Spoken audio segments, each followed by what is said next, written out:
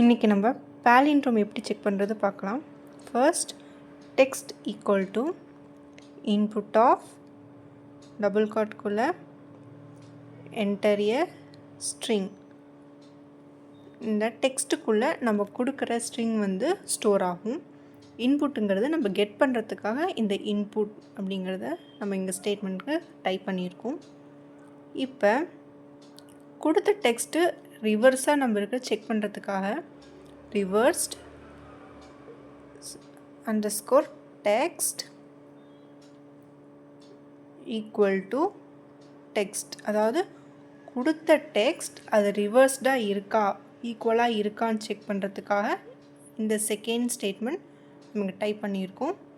இதோட ஃபார்முலா :-1 அது கொடுத்த ஸ்ட்ரிங்கை அப்படியே ரிவர்ஸ் பண்ணுறதுக்காக இந்த :-1 கொடுத்துருக்கோம். இப்போ நம்ம if else ஸ்டேட்மெண்ட் யூஸ் பண்ணிக்கலாம்.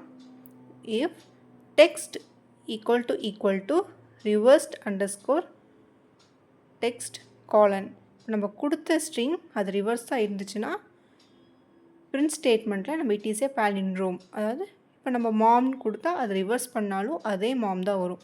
அப்போ இட் இஸ் ஏ palindrome அப்படிங்கிறதுக்கு இந்த இஃப் ஸ்டேட்மெண்ட் யூஸ் ஆகுது. print of டபுள் கோட்குள்ளே இட் இஸ் ஏ palindrome. இப்போ நம்ம எல் ஸ்டேட்மெண்ட்டில் இன்கேஸ் வேறு ஏதாவது ஸ்ட்ரிங் இப்போ கொடுத்தோம் அப்படின்னா, இப்போ லைக் அந்த மாதிரி கொடுத்தோன்னா அது ரிவர்ஸ் பண்ணுறப்ப அதே மீனிங் வராது. அப்போ it is not a palindrome. இது வந்து நம்ம எல் ஸ்டேட்மெண்ட்டில் ஸ்டோர் பண்ணிக்கலாம். Else print of it is not a palindrome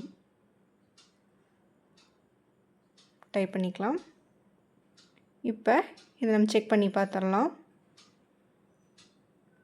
இங்கே நான் லெவல்னு டைப் பண்ணியிருக்கேன். இதை நம்ம ரிவர்ஸ் பண்ணுறப்ப it is a palindrome if ஸ்டேட்மெண்ட்டை ப்ரூஃப் பண்ணுது.